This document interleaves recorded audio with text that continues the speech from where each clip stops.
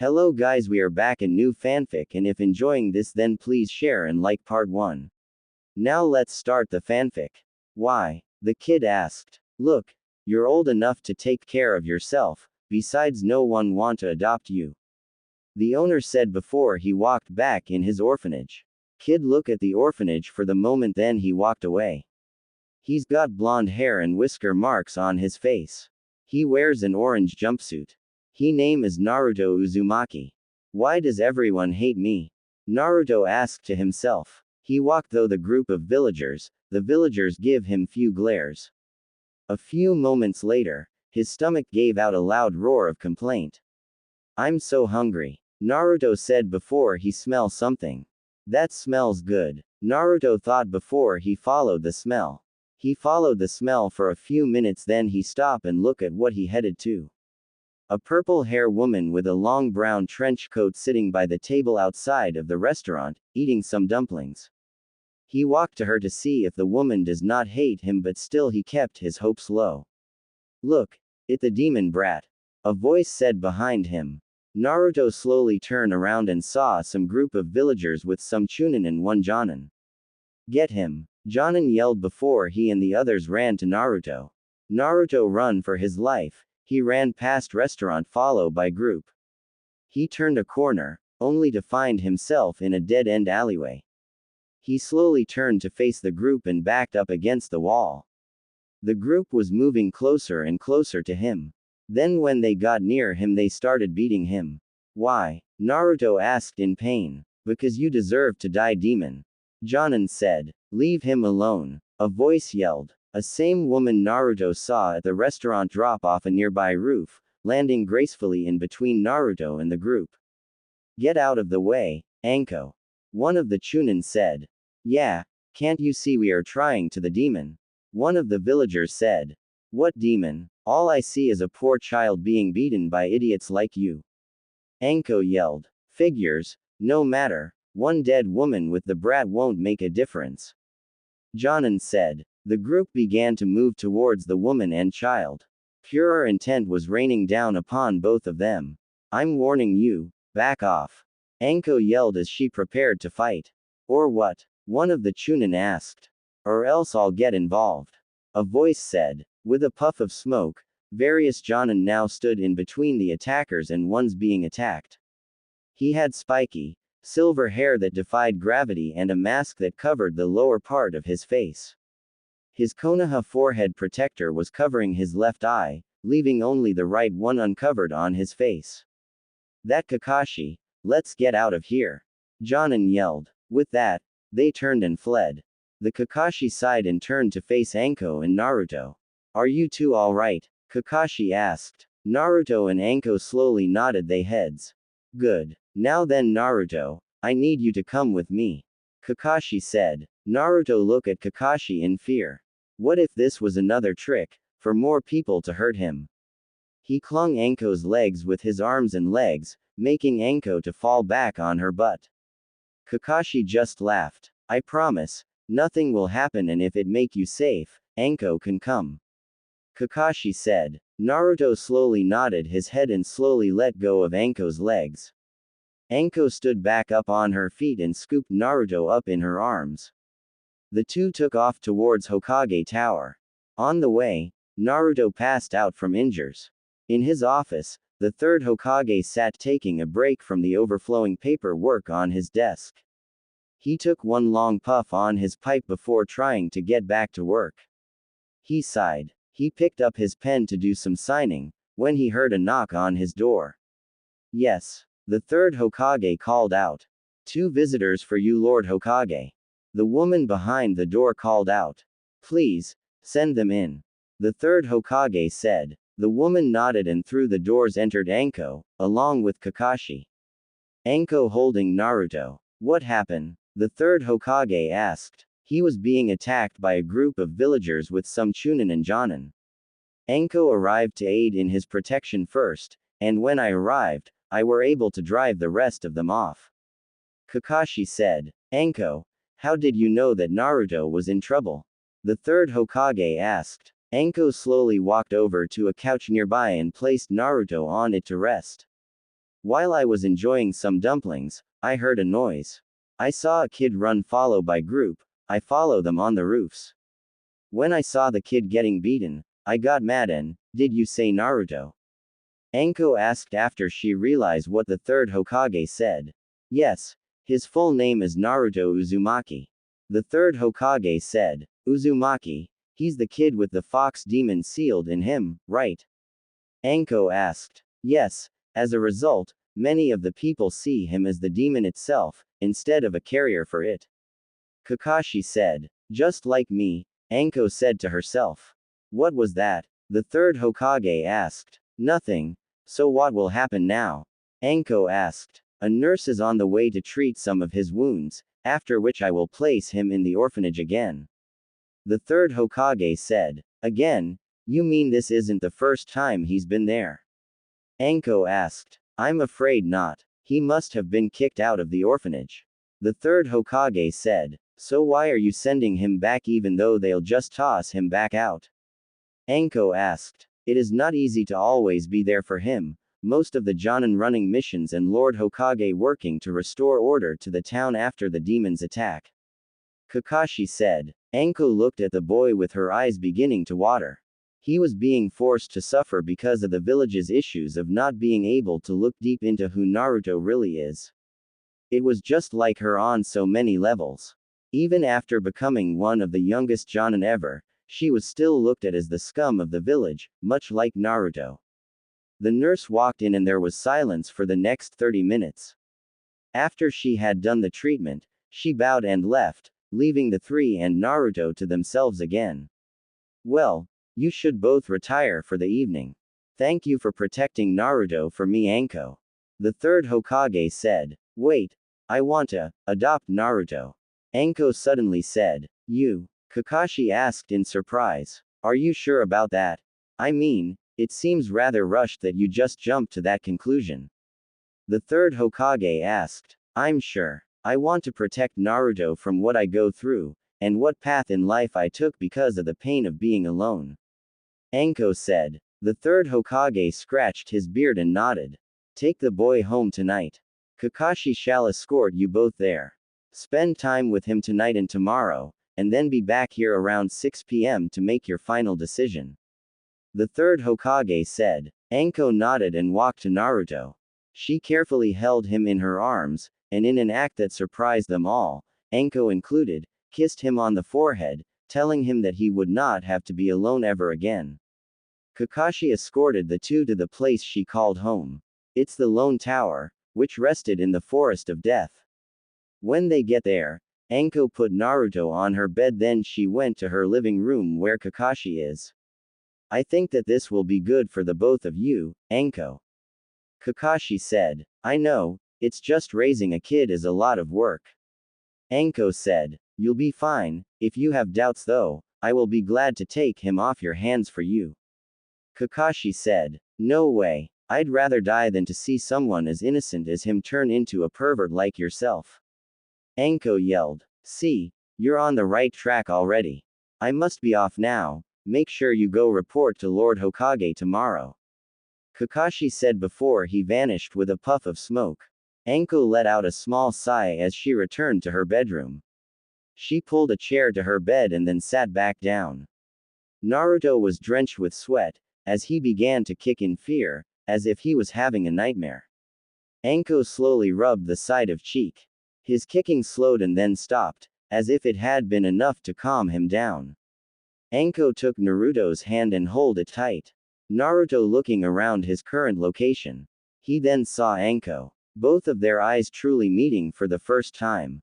Hi kid, Anko said with a smile. A part of her felt like kicking herself for shouting it like that. My name is Anko, what yours? Anko asked. Naruto. Naruto said. Naruto, nice name. Anko said. You the one who saved me, right? Naruto asked. Why, yes I am. Anko said. Thank you. Naruto said. Are you hungry? You look like you would be after sleeping for a long time like that. Anko asked. Naruto gave a slow nod. Well, what say we head to the kitchen and get you something to eat, okay? Anko asked. Anko got of the bed and held her hand out for him to take. Naruto slowly took her hand. He climbed off the bed and slowly walked with her to the kitchen. When they in the kitchen, Anko took Naruto to a small table and sat him down. Alright Naruto, what would you like to eat? Anko asked. Subscribing to anime streaming services. Naruto looked down at the ground for a minute, and another small smile appeared on the child's face. Do you have any ramen? Naruto asked. Let me see. Anko said before she walked to the cabinets. Anko opened the cabinets and pulled a small cup out. Well, yes I do. Anko said. Naruto's small smile grew a little wider at this. Anko chuckled to herself about the small boy's reaction. Anko prepared the ramen cup, and sat it down at the table. Next she walked over to the refrigerator. Let's see, here we go. Every kid likes milk. Anko said as she got out the milk. Anko reached into the cabinet again and pulled out a small cup. After pouring the milk into the cup, she walked it over to him and sat down beside him. Naruto was quickly eating the ramen, like he never had a meal before. Anko sighed when she realized that he probably missed a lot of meals. She slowly put her hand in his hair and patted his head. Naruto jumped at the touch, afraid that he had done something wrong. Anko saw this. Hey, easy, I just thought you'd enjoy the ramen more if you slowed down to taste it. Anko said, I think someone needs a bath. I bet I could write my name in the dirt that's on your face. Anko said as she pinched her nose for emphasis. Naruto giggled at this quietly, imagining the woman writing her name on his face by using her finger. Anko carried him to the small bathroom, and filled the tub a little bit. She then undressed Naruto and sat him inside of the tub. It took her about 15 minutes, but after a while she finished scrubbing the dirt off of his body. From there, she moved on to his hair. It was a tangled mess, but she had to clean it. Naruto's face winced a little as she scrubbed through the dirt in his hair. Did I forget to mention that Naruto was covered with dirt when he was thrown out and got beaten? When Anko finished bath Naruto, she pulled Naruto out of the tub and brushed his hair, just to find out that it extended just past his shoulders. The bangs were so long that they covered one of his eyes. Subscribing to anime streaming services. I have an idea, Anko said. Anko picked him up with the towel wrapped around him and took him back to the bedroom. She took one of the kunai from her coat pocket, and slowly lifted the hair that covered his eye. Naruto was a little scared at this. Was she going to attack him like the villagers did? He closed his eyes and prepared for the worst, only to hear a light slice. He opened his eyes and saw a small pile of hair form at his feet. Anko smiled. It'd be a shame to cover those eyes of yours. Now, let's get you some clothes on. I don't need to see you running around. Anko said. Naruto happily took her hand and they walked over to her dresser. She reached in and pulled out a long shirt.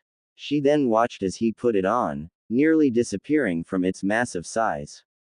She then reached into her top drawer and pulled out a small hair band, one like she used in her hair, and pulled Naruto's up into a ponytail, so it wouldn't get tangled while he slept. She sat Naruto on the bed, and excused herself to the bathroom, assuring him that she'd be right back. A few moments later, she returned wearing a long shirt similar to Naruto's. Anko then climbed in with him. He had a small grin on his face, one that was real instead of the grins he had earlier. Hey, Naruto, Anko asked as she turned off the lights. What? Naruto asked. How would you like it if we spent tomorrow with each other? I'll buy you some clothes, toys and maybe even some ninja supplies. Anko said. What a ninja? Naruto asked. Well, a ninja is a person who protects people. They fight to aid those in need, protect the village, and go on missions to various places, seeing the world as they do. Anko said. Cool, I want to be that too. I want to be the greatest ninja ever. Naruto said as he yawned. Anko smiled and kissed the now sleeping Naruto on the forehead. She put her arms around him, and held him tight. There was no doubt about it in her head. She would raise and nurture this child just like he should be. The two slept through the night with waking up once. Anko awoke early that morning, and went into the kitchen. She made a cup of coffee, and then sat down at the table, making a list of things she'd need for Naruto. Let's see. What things does the squirt need? Toys, clothes, a few books, some other things like food and milk. As much as I can't stand to say it, I doubt the runt could live on just dango and sake like me. Anko said to herself. Anko heard a loud yawn in the hallway and saw little Naruto walk into the kitchen. Morning squirt, did you sleep good? Anko said. Yup.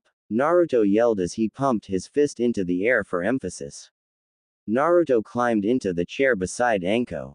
What are you, Miss Anko? Naruto asked. Just Anko is fine. Miss Anko makes me sound old. Now, to answer your question, I'm writing down some stuff we're going to get you today. Anko said as she patting him on the head. Really? Naruto asked. Yep. Tell me, what things you like to eat, Naruto? Anko asked with a wide grin. I like miso ramen. Ooh. And beef ramen. Pork ramen, and chicken too. Naruto said as he thinking about his favorite meal. Anko laughed at the thought. He was almost addicted to the stuff as she was to dango. Naruto smiled happily as Anko wrote down some of the different kinds of ramen he mentioned. They then hopped down from the table. Naruto sat in the bedroom, while the girl freshened up in the bathroom. After a small amount of time, she emerged wearing her normal attire, a fishnet bodysuit, khaki mini skirt, and long brown trench coat. She tied her headband around her head and scooped Naruto up in her arms. Ready to hit the town squirt? Anko asked. Yep. Let's go Anko. Naruto yelled, subscribing to anime streaming services. She leapt her way through the forest, until the duo reached Konoha. It was still early, so there weren't many people walking the street. If there was, they weren't paying attention to the boy. Knowing that Anko would them should they try to do something was enough to keep them at bay.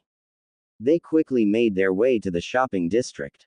The first thing they decided to do was to buy the boy some clothes.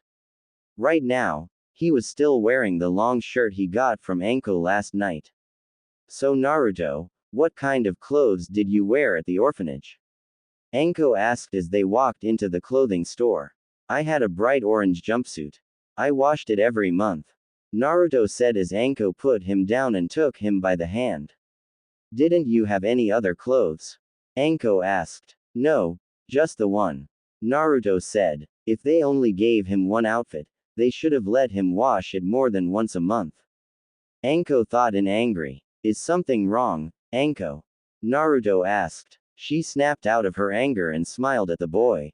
Everything is just fine. Now let's get you some style. Anko said with a smile. They walked around the store looking at various things. After many trial and errors, they picked 8 pairs of baggy black pants, 6 sleeveless black shirts, a pair of black boots, and much to Naruto's begging and happiness, a long black coat like Anko's. Next stop was the bookstore.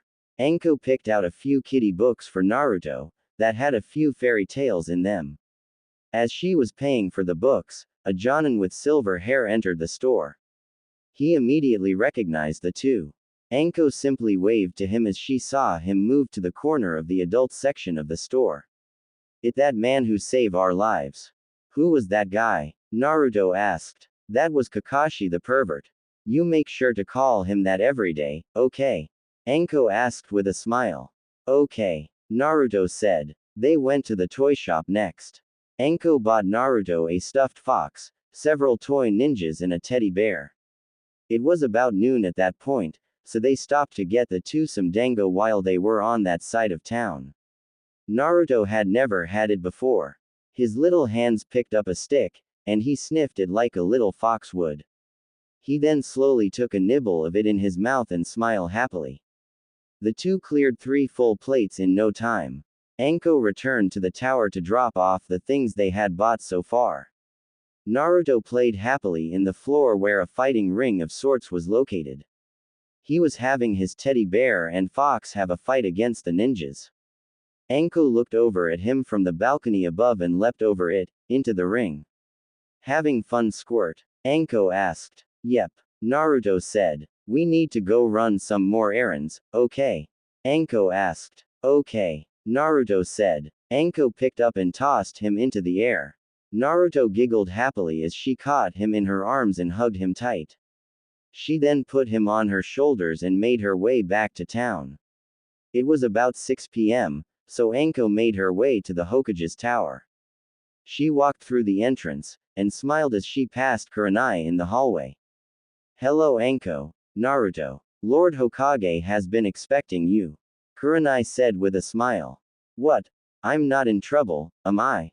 Naruto asked. Naruto's smile began to fade some. Anko hugged the child tightly in her arms. You not in trouble, squirt. Anko said. Naruto's smile returned. Hey, Kurenai, Anko asked. Yes. Kurenai asked. I was wondering if you could keep an eye on my squirt here while I talk to the old man. Anko asked. Kurenai was about to say something. You can, thanks. Anko before Kurenai could even answer. Anko put Naruto down then kissed Naruto on the cheek. You wait right there with Auntie Kurenai, and I'll be right back, okay? Anko asked. Okay. Naruto said before he turned back to Kurenai as Anko walked into the Hokage's office. The old man was working on the paperwork sitting on his desk. He looked up when he saw Anko come in and smiled.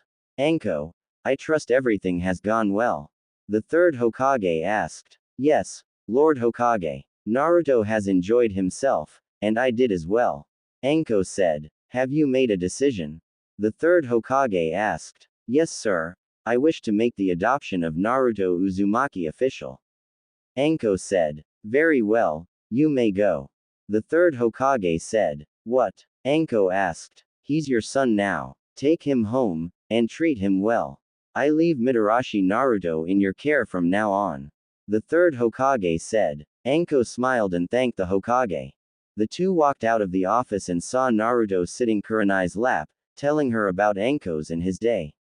Naruto saw Anko walk out the door and hopped of Kurenai.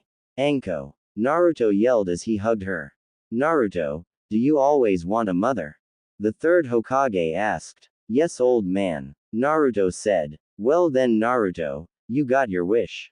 The third Hokage said. What do you mean? Naruto asked. Naruto, I adopted you today.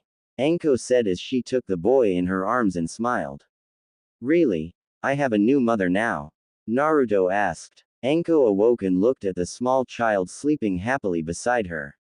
She couldn't believe that she officially made Naruto her child yesterday, even so much as changing his last name to hers. She let out a slow yawn and decided to go ahead and get up for the day. Let's see, he could use a new playmate. It'd be nice for him to have someone his own age to keep him company. Anko said to herself, sipping a small amount coffee in her cup. What, mommy? Naruto asked. Anko turned around as she saw the little boy rubbing his eyes sleepily. She knelt down to his level and kissed his forehead. Just talking to myself squirt. Did you sleep well? Anko asked as she ran her hand through Naruto's hair. Yup, mommy, you make a good pillow. Naruto said with a smile. Anko almost fell over when she heard that. She felt a strange pressure on her while she was asleep last night, but just shook it off as lying in a weird position. She had no idea that it was Naruto who rolled into her and began to use her for a pillow. Anyways kid, I was thinking that we can visit some friends of mine today. They have a little girl about your age, I bet she'd love someone like you to play with. Anko said. She noticed that Naruto looked down at the ground and started to move his foot in a circle around the floor. She put her hand on his shoulder and looked into his eyes. A small amount of fear was in his eyes. What wrong squirt? Anko asked. When I was at orphanage, none of kids would play with me. They would hurt me. What if she's the same way? Naruto asked in fear. Anko picked the boy up into her arms and hugged him tightly. He looked at her face and saw the smile that always made him smile back. He returned the hug. Naruto. They are my best friends, and if they like me, then they'll love you. Anko said with a smile. Really? Naruto asked. Of course. Anko said. Naruto giggled as she tickled his stomach some, and then put him down so he could go get ready. She sighed as she watched him run towards the room, following close behind. After helping Naruto get ready, she allowed him to play in the ring room, while she got herself cleaned and dressed. After finishing up, she made her way to Naruto's unofficial playroom, and jumped over the railing of the balcony. Naruto jumped into her arms and hugged her. "Can I bring Jack?" Naruto asked. He pointed down to the stuffed fox that he named Jack. Anko nodded, and picked up the fox. Naruto held onto it tightly as they jumped through the forest, towards Konoha. They landed in the village and began to head back for the shopping district of the village again. Naruto held her hand tightly as he noticed a few glares coming towards him. "Relax, Squirt. No one's gonna want to try and hurt you with me here," Anko said. Naruto lightened his grip some. As they turned the corner, Naruto noticed that they were heading for a small weapon shop. Not that he could read the sign, but the large picture of a katana and several ninja stars told him that it was that kind of shop. Anko opened the door for him and then followed the boy inside. Naruto's eyes widened at all the various weapons that aligned the walls and display cases. He had never seen so many things like this before, though he remembered hearing about a few of them from a story Anko read to him last night. Behind the counter, he spotted a man working on polishing a katana. "We'll be closing for lunch soon, so unless you have business, I ask that you please come back later," the man said. "Come on, John, is that any way to talk to a lady as sexy as me?" Anko asked with a huge grin. "What? Oh, it's just you, Anko," John said. "So how's business going?" Anko asked. "A little slow, but once the Chunin exams start back up in a few weeks, things will pick up," John said. It was at that moment that John saw Naruto hiding behind Anko's leg. He peeked out from behind it as the man knelt down beside him and smiled. Naruto sheepishly smiled back. The man rubbed his hair and stood up to Anko's level. "Who the kid?" John asked. "This is my Squirt," Anko said as she picked Naruto up and held him in her arms. "Your Squirt? I don't remember you having a kid," John said. "That because I adopted him yesterday," Anko said with a large grin. "Really?" John asked. Suddenly, a fist was sent to the back of his head. A slightly small woman looked at him with anger, which then turned to one of happiness as she saw her best friend. Anko walked up and hugged her friend. "How are you doing, Kanny?" Anko asked. "More or less. The little one is getting excited about starting at the academy next week," Kanny said. "Speaking of little one, call the kid, I got someone for her to meet," Anko said. Kanny nodded and walked out back. She was gone for about 5 minutes, and finally returned with her hands on a small girl's shoulders. The small girl had her hair up in 2 small buns. Her little brown eyes seemed focused on the small boy in Anko's arms. She wore a simple pink, Chinese-styled jumpsuit. Anko walked over to the girl and smiled. "Have you been good, little girl?" Anko asked. "Yes, ma'am," the girl said while jumping. "Good. Then as a reward, you get to have a playmate for a while," Anko said. "Who is it?" the girl asked. "Naruto. This is Tenten."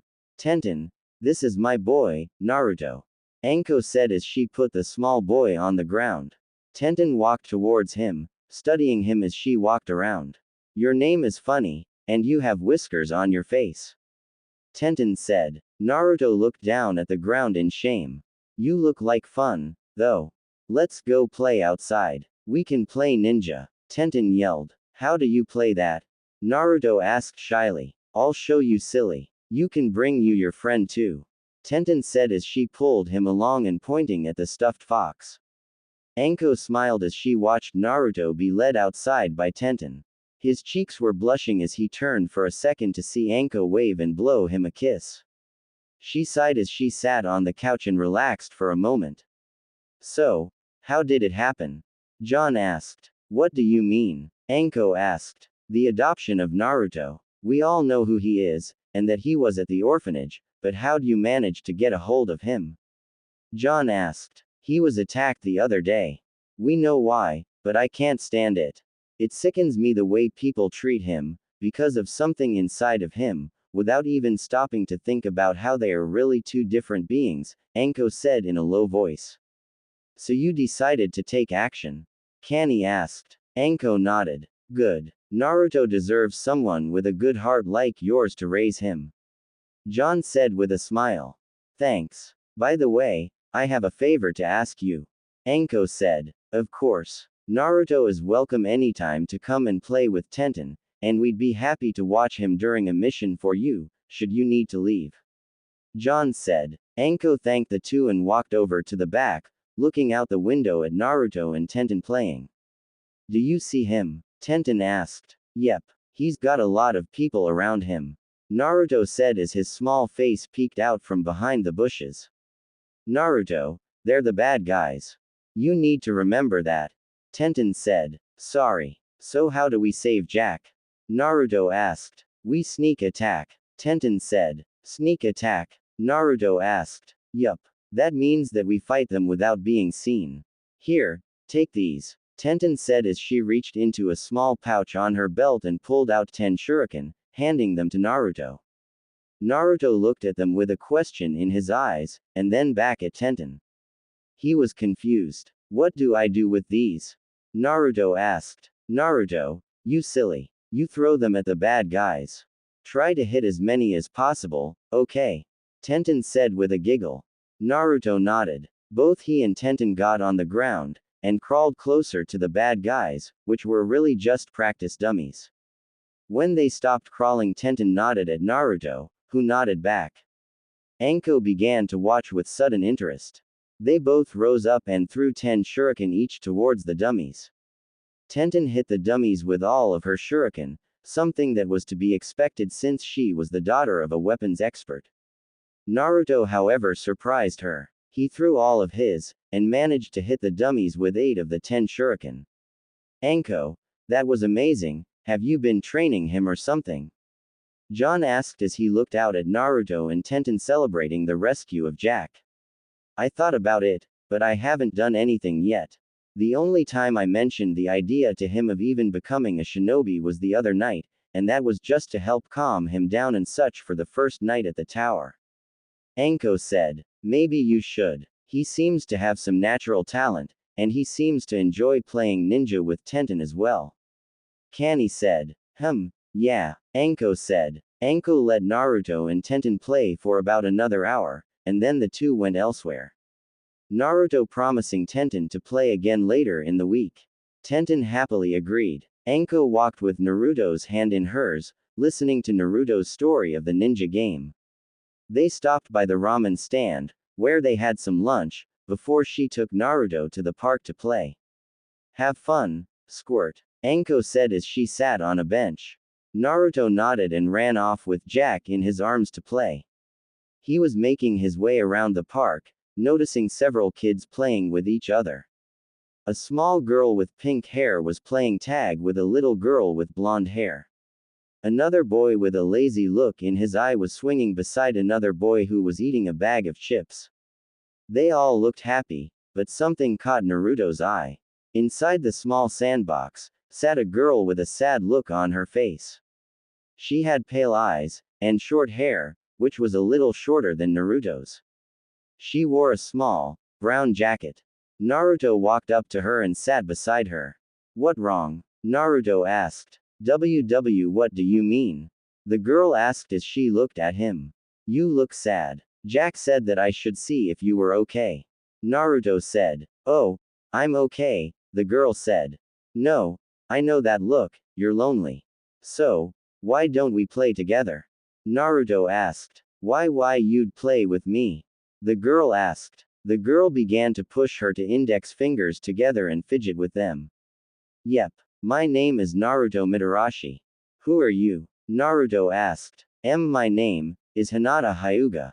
Hinata said, shyly. Anko smiled as she saw the two engage in little conversation. The girl stuttering through almost every word. Naruto encouraging her to be more open. She laughed at the sight. Well, what do you know? Look like Naruto can make friends with anyone if they're willing to accept him as the boy and not as the demon. be it a family of weapon merchants or the daughter of one of the most prestigious clans in the village. Anko thought. Naruto and Hinata had just finished building a sand castle.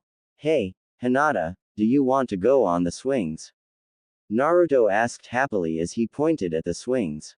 Sure, Hinata said. Hop on, I'll push you. Naruto said as he held the swing so that Hinata could sit on it. Hinata sat down and Naruto began to slowly push her, and then he pushed her higher. Ah, Naruto, please, not so high up. Hinata said as she tightened her grip on the chain. Sure thing, Naruto said. Hey freak, man yelled as he approached Naruto and Hinata. Naruto's eyes filled with fear as he felt himself being pulled up by the neck. My kid wants to swing, so get lost. Man said while he glared deeply at Naruto. Hey, a voice yelled behind the man. The man turns around and saw Anko standing with a kunai in her hand. Get away from my son. Anko yelled. Or what? The man asked. Or else I'll get involved. Another voice said behind the man. The man turns around again and saw Hinata's father, Hiashi Hyuga, the head of the Hyuga clan. The man gasped in surprise, he didn't expect to see him here. He left, he knew better than to mess with Lord Hyuga. You okay? Hiashi asked. Yes, father. Hinata said. Are you alright Naruto? Anko asked as she checked up on him. Yes, mommy. Naruto said. Mommy, I thought Naruto doesn't have a parents. Hiashi said. I adopted him yesterday Lord Hyuga. Anko said with a bow. I see. Hinata, why do you go play with Naruto while I talk with his mother? Hiashi said. Oh okay, father. Hinata said before she and Naruto walk off to play. So, you adopted Naruto? Hiashi asked. Yes, Lord Hyuga. Anko said. Good, I was hoping that Naruto will have a mother. Hiashi said with a smile. You don't hate him? Anko asked in surprise. Of course not. His father was my teammate and my best friend. Hiashi said. Anko smiled about this. Tomorrow is Hinata's 4th birthday. How about you and Naruto come over? Hiashi asked. I think that a great idea. We'll be there. Anko said. Anko smiled as she walked over to Naruto, who jumped into his mother's arms. He said goodbye to Hinata, promising to be back again another day to play. Did you have fun today, Squirt? Anko asked as the two headed home. Yes, Naruto said with a yawn. There was a silence as the two returned home. Anko prepared Naruto a light dinner, gave him a bath, and read him a story. Squirt? Anko asked. Yes mommy. Naruto asked. Tomorrow is Hinata's birthday. Would you like to wishing her a happy birthday? Anko asked. That will be great. Naruto said. Anko and Naruto climbed into bed and turned out the lights. Anko fell asleep almost instantly, but Naruto lay there, staring at the ceiling. The thoughts of him going to Hinata's place for her birthday raced through his mind. Naruto let out a low yawn, and allowed sleep to take over for the night.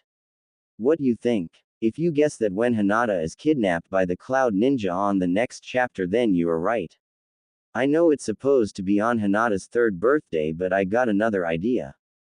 Naruto is kidnapped as well by the Sound Ninja. Okay, hear a vote or whatever it called, about Naruto learning the summoning jutsu of snakes and can summon Mata. Yup, Naruto yelled as he pumped his fist into the air for emphasis. They jumped through the forest, towards Konoha. They landed in the village and began to head to the Hyuga clan. While they on the road of the Hidden Leaf village, they got the sight of people cheering. Anko saw Kurenai and walked to her. Hey Kurenai, what all the cheering about? Anko asked. The ninja from the land of lightning come to signing to bring peace treaty between the two nations. Kurenai said. Ah, that's right, I forgot about that. Anko said. Then, where are you going? Kurenai asked. We off to the Hyuga clan for Lady Hinata's birthday. Anko said. Naruto make a friend with the heiress of the Hyuga? Kurenai asked in surprise. Yes, yesterday at the park. Anko said. Excuse me. A voice said behind Anko. Anko? Naruto, who's still in Anko's arms, and Kurenai turned around and saw a leaf genin walk towards them. He was wearing a pair of glasses, with a gray shirt and a gray pair of pants. He also wore gray fingerless gloves and shinobi sandals. He ran a hand through his silver hair as he smiled at them. Is that Naruto Uzumaki? A genin asked. It's Naruto Mitarashi now. And you are? Anko asked. Oh, how rude of me. My name is Kabuto Yakushi. Kabuto said. Well, Kabuto, we really must get going. Anko said before she with Naruto walk off to the Hyuga clan. Kurenai walk off to the crowd. Kabuto walked to the alleyway, making sure he's alone. So, Anko adopted Naruto. Lord Orochimaru will like to hear this. The boy could become one of us. Kabuto thought before he vanished with a puff of smoke. Anko walked right to the Hyuga clan with Naruto in her arms. When they at the Hyuga clan, Anko put Naruto down and took him by the hand. When they in the Hyuga clan house, they were greeted by Hiashi with Hinata behind his leg. Welcome and thank you for coming. Hiashi said. It is our pleasure, Lord Hyuga. Anko said with a bow. Hinata moves behind her father's leg shyly. Hi-n Naruto. Hinata said. Hi Hinata. Naruto said. So, that Naruto Mitarashi that my brother told me about. A voice said. Anko and Naruto turned to see a man version of Hiashi and a small boy, a year older than Hinata. Anko. Naruto, this is my twin brother, Hisashi, and his son, Neji. Hiashi said. Nice to meet you. Anko said. You too. Hisashi said. Hi Neji. Naruto said nervously. Hi. Neji said. Hisashi, it is time to take Neji under my wing. Hiashi said. Yes, of course. Hisashi said. Somewhere in the forest, Kabuto is waiting for something or someone. The white man came. Kabuto bowed to him. Lord Orochimaru, I have some news about your ex-student, Anko Mitarashi.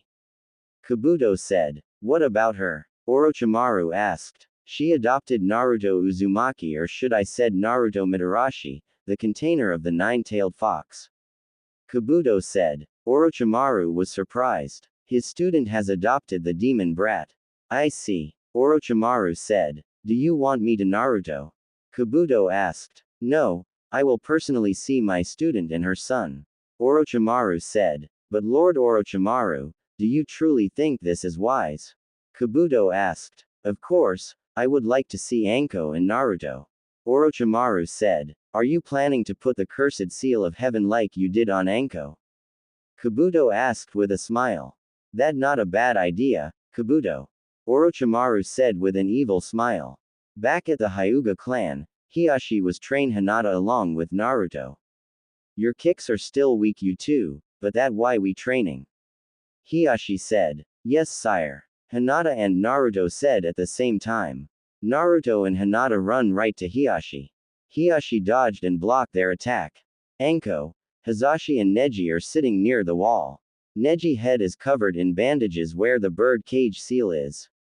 Neji, do you understand about your destiny? Hisashi asked. I understand father. Neji said. Hisashi looked at his son for the moment then smiled before he looked at Anko.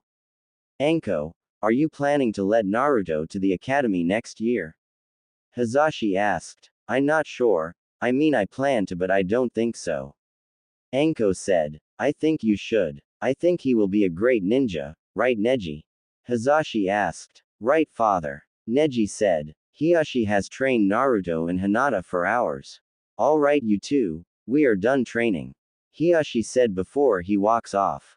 Hinata and Naruto walk outside and sit down. Naruto, are you going to academy next year? Hinata asked. What academy? Naruto asked. The A Academy is where they begin to train new ninja. Hinata said. That cool. I'm going to ask mommy about that. Naruto said. A servant had come in to announce that dinner was fully prepared. Lady Hinata, dinner is ready. It's time for supper. Servant said. Oh okay, we will be there in a minute. Hinata said before she and Naruto stand up. Hinata lead him to the dining room. Anko and most of the Hyuga family was already seated around the dining table. Once Hinata and Naruto entered the room, Hinata led Naruto to where they would be seating. Hinata sat right next to her father. Naruto sat next to his mother. A few hours later, it was nighttime. Anko picked Naruto up and held him in her arms. Thank you for inviting us, and happy birthday, Lady Hinata. Anko said with a bow. Bye, Hinata. Happy birthday. Naruto said. Thank yun Naruto. Hinata said. Anko and Naruto headed home. Naruto fall asleep on the way. Before they got to the forest of death, cloud of smoke appear in front of them. A chunin with glasses and a headband tied on top of his head like a bandana. What do you want? Anko said. Lord Hokage would like to have a word with you. Chunin said. Alright, tell Lord Hokage that I be there as soon as I put Naruto to bed. Anko said as she walked on home. When they at home, Anko put Naruto to bed. Then she bit her thumb, made some hand signs, and she put her hand with her bleeding thumb on the ground. Summoning jutsu. Anko said. Suddenly a large cloud of smoke puffed through the area, revealing a 25-meter snake. Why did you summon me? Snake asked. Raziel, I've got a job for you. I need you to watch my squirt. Anko said. You summon me to rat ssssit. Raziel asked. Babysit. Just a few hours. Anko said. Fine. Raziel said. Thank you, I'll be back soon. Anko said before she head to the Hokage Tower. Raziel sighed as it settled down to watching the boy. At the Hokage Tower, the third Hokage had just finished his worst enemy, paperwork. He looked out the window. Do you want to see me, Lord Hokage? A voice asked. The third Hokage turned around and saw Anko. Yes, I want you train Naruto to be able to enter the academy, and become a genin. The third Hokage said. If I refuse, I'm not fully sure if I want Naruto to become one. Anko said. If you refuse, Kakashi will take Naruto to raise and train on his own. The third Hokage said. Fine, I'll begin Naruto's training first thing in the morning. Besides, he'd better a better ninja with my influence than Kakashi's. Anko said. Okay, dismissed. The third Hokage said. Anko walked off to her home. When she at home, she walked to her room. She thanked Raziel and Raziel muttered while vanishing. Anko walked to her son and slowly rubbed the side of cheek. Naruto, you'll be a great ninja. Anko said. Just then, there was a noise in the ring room. Anko went to look around, she then walked back to her room. Suddenly, 4 ninjas come out of nowhere and ambush Anko. Anko managed to beat 3 ninjas, but the 4th ninja grabbed her arm and twisted it behind her, and then had her arm wrapped around Anko's neck.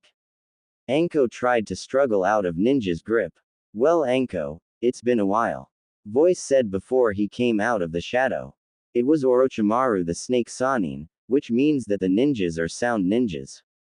Not just the sound ninjas, they are the sound 4. Sakin and Ukin on the right side of Orochimaru, Jirobo on the left side of Orochimaru, Kidomaru hanging upside down on the ceiling, and Tayuya was the one who holding Anko. Orochimaru, why are you here? Anko asked in Argari. Ah, why so cold? I thought that you would have been happy to see me again after all these years. Orochimaru said. Lord Orochimaru, I got him. A voice said behind Orochimaru. Orochimaru turned around and saw a new member of the Sound 4, Kimimaro Kagaya, and he got Naruto lock in his arms. Naruto tried to struggle out of Kimimaro's grip. Mommy. Naruto cried. Naruto, let him go. Anko yelled. Now Anko, you shouldn't yell at your sensei like that. Orochimaru said. What do you want? Anko asked. I just want to see my former student's son, also make a run in family. Orochimaru said with an evil smile. Anko's eyes widened, as she know what he mean. Don't you dare put that cursed seal on my son. Anko yelled as she tries to get free. Why not? I think he'll be great with it. Orochimaru said. What a cursed seal? Naruto asked in fear. Oh, you find out, boy. Orochimaru said. Orochimaru made a set of hand signs, his neck shot forward. It slithered around, resembling a snake as it aimed straight for Naruto. Before Naruto could do anything, Orochimaru had latched onto the back of Naruto's neck, biting down with his fangs. He sat there for a moment, before slowly pulling away from Naruto's neck, and then the Sanin's own neck returned to its normal place. He smiled as the black marks appeared on the back of Naruto's neck where the Sanin bit. Naruto cries in pain. Naruto. Orochimaru, you monster. Anko yelled. I just give him a family gift. Orochimaru said with a smile. Anko finally got free, grabbed a kunai from a pocket on her coat and tossed a kunai at her former sensei. Orochimaru simply caught it between his fingers. Too slow, Anko. Orochimaru said. Orochimaru formed a one-handed seal to activate the curse seal on Anko to render her helpless. Anko dropped to her knees from the pain emanating from the seal on her shoulder. Let's see what he want the most, family or power. Orochimaru said before he walks back to the shadow and vanished. We'll meet again, Anko and Naruto. Tayuya said before she and her members vanished with a puff of smoke. Anko quickly rose to her feet, run to Naruto and pick him up. Naruto is unconscious. Anko raced towards the hospital as fast as her legs would let her. 5 hours later, Anko sat by the narrow hospital bed, looking down at Naruto with sad eyes. The third Hokage was in the meeting at the Hyuga clan about the death of the head cloud ninja after he kidnapped Hinata. Naruto, I'm so sorry. I failed, Anko said as she cries. Just then, she heard the door open behind her. Anko turned around and saw the third Hokage, Hiashi, Kakashi and Kurenai. How is he? Hiashi asked. I don't know. He might be dead, Anko said. Mommy. A voice asked behind Anko. Anko turned around and saw Naruto sitting up and surprisingly, no cursed seal markings all over his face. Anko hugged Naruto and kissed his forehead. I'm here, son, Anko said. What happened? Kakashi asked. We were attacked by sound ninjas and Orochimaru. Anko said. Orochimaru? The third Hokage asked. Yes, somehow he knows that I adopted Naruto. Anko said. Anything else? Hiashi asked. Well, Orochimaru put the cursed seal of heaven on Naruto like he did to me. Anko said. Cursed seal of heaven? Kurenai asked in shock. Yes. Anko said. How do you feel, Naruto? The third Hokage asked. I fine. A little bit hurt but fine. Naruto said. May I see your neck? The third Hokage asked. Naruto looked at the third Hokage for the moment then nodded. The third Hokage looked at the back of Naruto's neck and saw it, the cursed seal mark same as Anko's. Hiashi wondered how the cursed seal didn't do anything. He activated his Byakugan, looked at Naruto for the moment then deactivated his Byakugan. Guys, could we talk outside?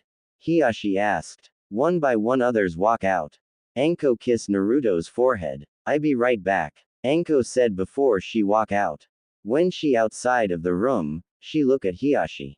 When I look at Naruto with my Byakugan, I saw a red chakra as blocking the cursed seal. Hiashi said. Red chakra? That the chakra of the nine-tailed fox. Kakashi said. So, Naruto is safe? Anko asked. Look like it, Kurenai said. Well, I better take Naruto home, Anko said before she walks back in the room. Remember Anko, you have to train Naruto for the academy. The third Hokage said. Yeah, Anko said. When she got in the room, she picked Naruto up and held him in her arms. They head home. When they got home, Anko took a deep breath. Naruto, how would you like to go to the academy? Anko asked. Yeah, I want to do it. I want to be the ninja ever. Naruto said. Anko smiled at his enthusiasm. He reminded her of herself when she was little. Anko smiled and hugged him tightly. Alright, we'll begin your training in the morning. We're behind your friends so we have a lot to catch up on. Anko said. Anko and Naruto climbed into bed and turned out the lights. Anko fell asleep almost instantly, but Naruto lay there, staring at the ceiling. The thoughts of him being a ninja raced through his mind. He pictured himself in place of the ninja in the story they read the other night. He was saving the village, being cheered by everyone in the village. Naruto let out a low yawn, and allowed sleep to take over for the night. Naruto opened his eyes slowly. Time to wake up, rat. Anko yelled. Naruto's eyes suddenly flashed wide open as Anko dropped him. He hit against the ring below him. He yelled in pain and looked up with a small amount of anger in his eyes due to his rude awakening. What was that for, mommy? Naruto asked. Anko smacked him in the back of the head. Wrong. Every morning, from 6 a.m. to 5 p.m., we will be training for your entrance into the academy. During this time, you will address me as Anko-sensei, not mommy. You got that, rat? Anko asked after yelling. Why yes, Anko-sensei. Naruto said. Good. Now let's start things out with a few trial and errors. First, let's see what kind of chakra you got. Anko said. Chakra? Naruto asked. You know, like the story. Anko said. Oh, that easy. Naruto said. He stood closing his eyes for a minute, and then began to look like he was concentrating on something intently. Beads of sweat began to form on his forehead, as if he was in a struggle to do this. After about 2 minutes a very, very faint blue wave came from him. Anko was afraid of this.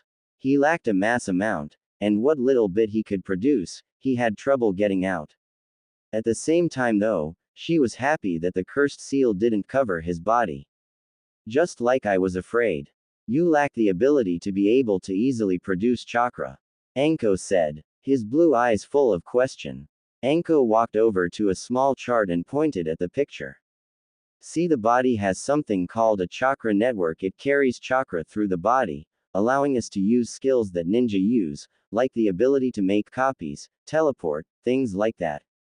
In other words, to become a successful ninja you need to be able to produce more chakra through these. You got it? Anko asked. Martial arts films. I think so. Naruto said. Don't worry, it'll become easier to grasp as we begin to train more. Let's move on to the next test. Anko said. Naruto nodded and followed her over to a small case. She bent down and opened the box, revealing kunai and shuriken. Anko noticed Naruto's eyes widen as he saw all of these. She realized that he must have been thinking back to when he playing with Tenten earlier. You remember using these, rat? Anko asked. Yes, Anko-sensei, Tenten and I used them when playing ninja. Are we going to play too? Naruto asked. Anko once again smacked the back of his head. We not here to play, rat. We're here to train. Now grab 10 of those shuriken. I need to make sure that you didn't just get lucky when you hit the targets few days ago. Anko said. Naruto nodded and took 10 of the shuriken. He then walked over to face one of the dummies, standing directly across from it. He closed his eyes for a minute and then opened them up. On my count, Anko said. Naruto is getting ready to throw. 1, 2, 3. Anko yelled. Naruto threw all the shuriken at the dummy. He closed his eyes as he listened to them make their impact. Next he slowly opened his eyes, to see how he had done with this part of the test. Anko was already over at the dummy writing something down on a notepad. She looked back at Naruto. 6 out of 10, rat. Not as good as few days ago, but you are definitely further along than you are with chakra. Grab 5 of those kunai and try to hit the dummy with them now. Anko said. Naruto nodded and walked over to the case. He grabbed 5 of the said weapon, and then once again returned to his previous spot to resume the test. He once again took a deep breath and threw them towards the dummy. Anko walked towards the dummy, and once again jotted something down in her book. 4 out of 5, not bad for a rat. Anko said. Naruto smiled at his accomplishment, but a stern glare from Anko told him not to be celebrating yet.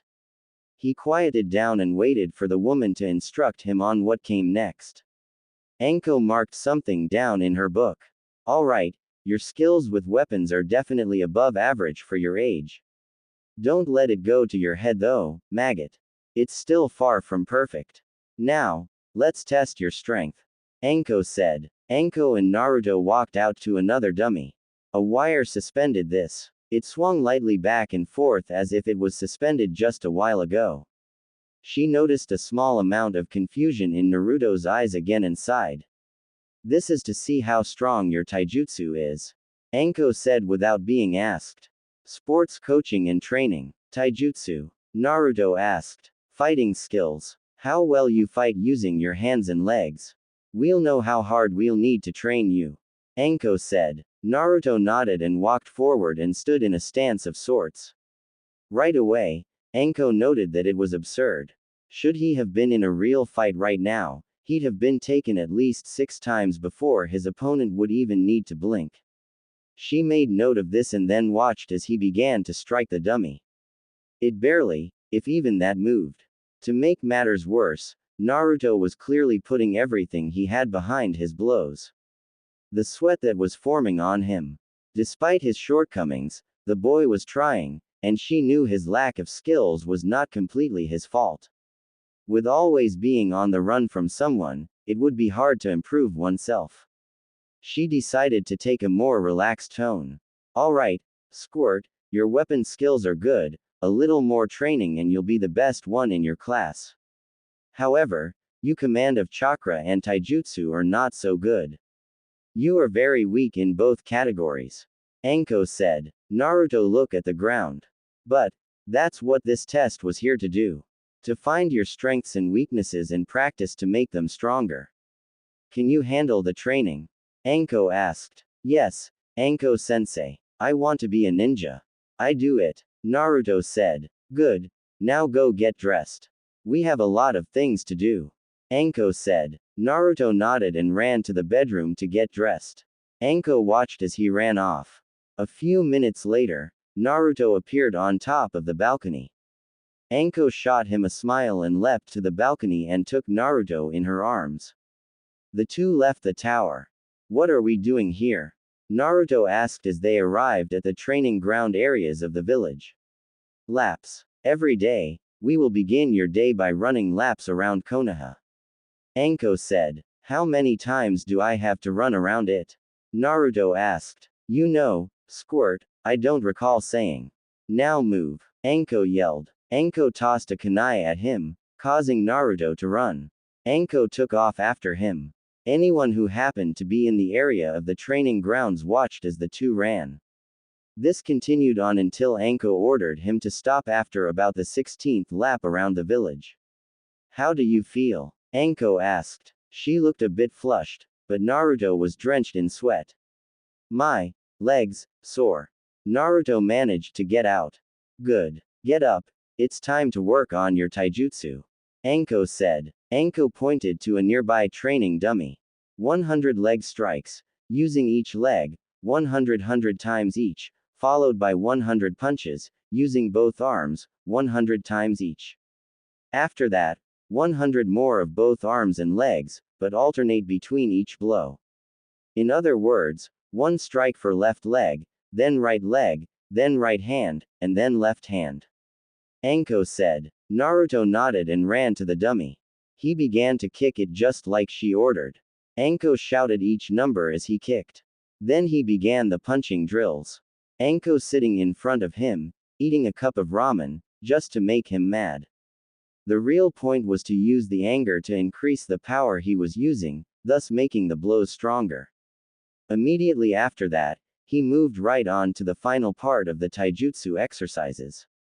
Anko tossed a kunai at him with a sadistic grin every time he started to slow down. Naruto sighed as he fell to the ground after the drills. Sweat was literally pouring off his body. Here, Anko said as she handed him a bottle of water. Naruto took several sips and smiled. Anko wrapped his hands to slow the bleeding, knowing the fox would aid in healing. What's next, Anko-sensei? Naruto asked. Anko smiled and reached into a bag. A large pile of books appeared on the boy's lap, his eyes were as large as plates from the sheer number. Anko laughed at his expression. It was too easy not to. What are all these books? Naruto asked. Books that you'll need to learn so you can begin to grasp the beginning of the techniques you'll learn with me. These teach the basics of poison and snakes. Anko said. Poisons. Snakes. Can I see? Naruto asked with intense interest. Anko stood up and made several quick hand signs. They went by too fast for Naruto to tell what they were, but as soon as she finished, she shot her hands forward and two large snakes shot out of her jacket sleeves, one snake per sleeve. She smirked as she saw Naruto's amazed face. Like that? Anko asked. Naruto nodded. You'll love this. This is what you will learn before going to the academy. Anko said. Anko bit her thumb, made some hand signs, and she put her hand with her bleeding thumb on the ground. Summoning jutsu. Anko said. Suddenly a large cloud of smoke puffed through the area, revealing a massive snake. Anko explained that she was just demonstrating something and the snake muttered while vanishing.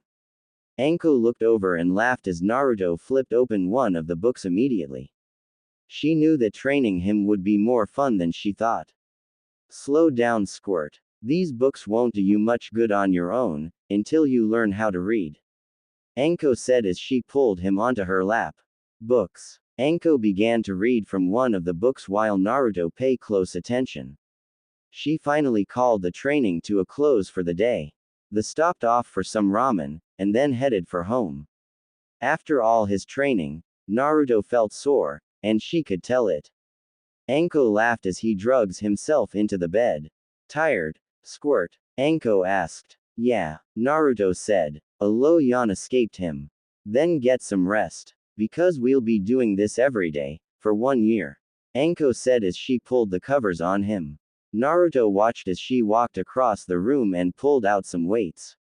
Starting next week, I'm going to attach these to your arms and legs. They weigh about 10 pounds each. Anko said. When will we finish? Naruto asked. Next year. Rest up, rat. We're doing all this again tomorrow.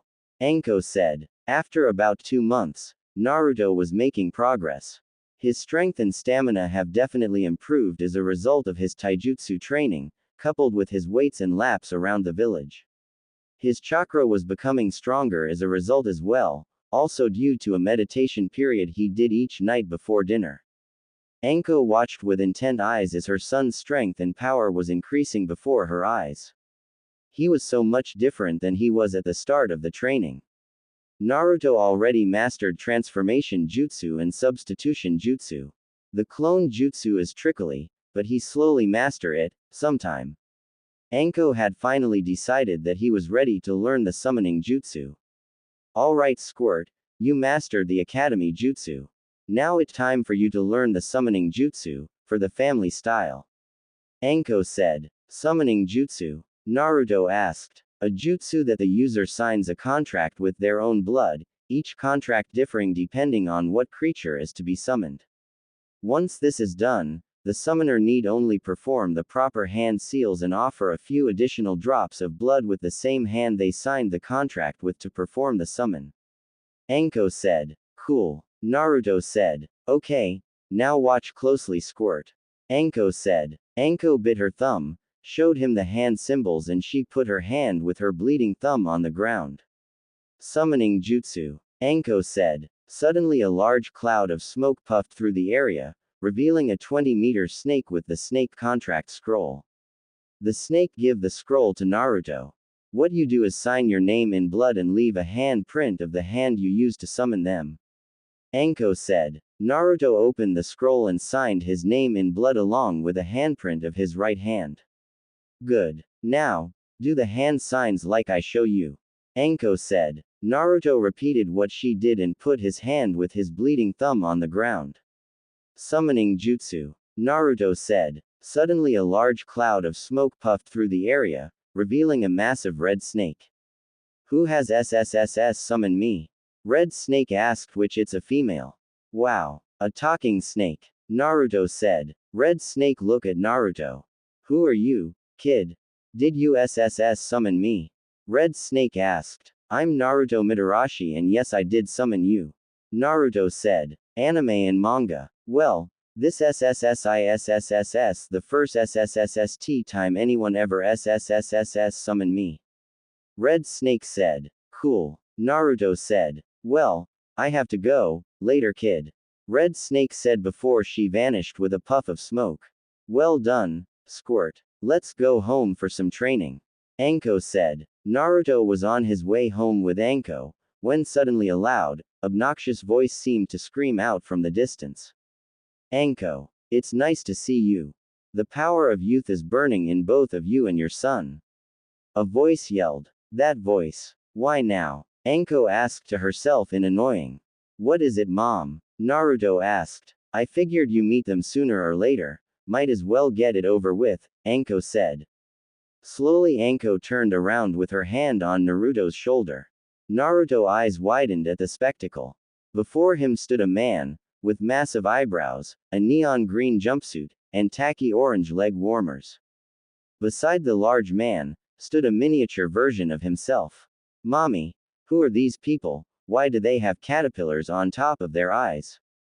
Naruto asked in whisper. The tall man in green crashed onto the floor anime style. Anko was on the ground laughing wildly.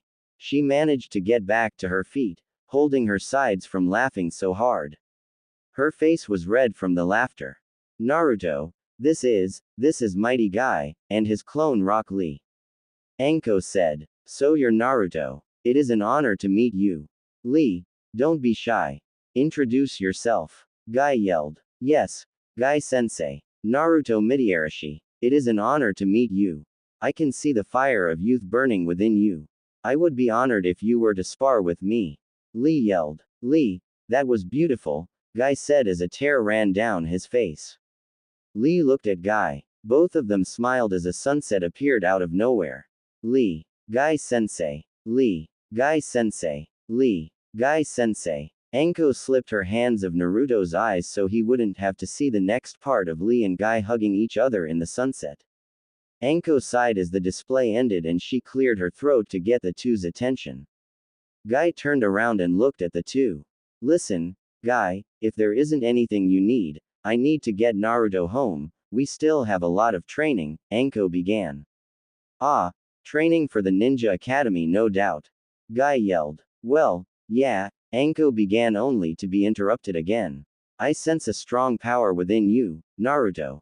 Please, please fight me. Lee yelled. Can I have a sparring session, Mom? Naruto asked. Anime and manga. Naruto looked at Anko with his big blue eyes, something that Anko found almost impossible to resist. Anko sighed. Fine, just one moment. Anko said. Anko walked up to Guy and pulled him away for a minute. She took him away from the others and pushed him up against the wall. She looked at him like a lion about to catch its prey. Listen to me, Guy. Lee is a lot stronger than Naruto. Should any major harm come to my kid, then it's going to be you who pays for it, and I'll make sure you never teach another genin or academy student again, you got it? Anko asked as she pressed a kunai against Guy for emphasis. Of course. I assure Lee will not harm your son. Guy said. Good. Now, let's get over to training ground 13. Anko said. The four made their way to the said area. Naruto and Lee both stood in the middle of a ring of sorts. Guy stood in the middle, while Anko stood off to the side, picking her teeth with a dango stick. Guy announced the rules of the fight. Taijutsu would be the only means of combating. No ninjutsu was to be used. Anko cleared her throat and shot a glance at Guy. The man then added that should either he or Anko say the match was over, and then it would be over. The match started, and ended 5 minutes later.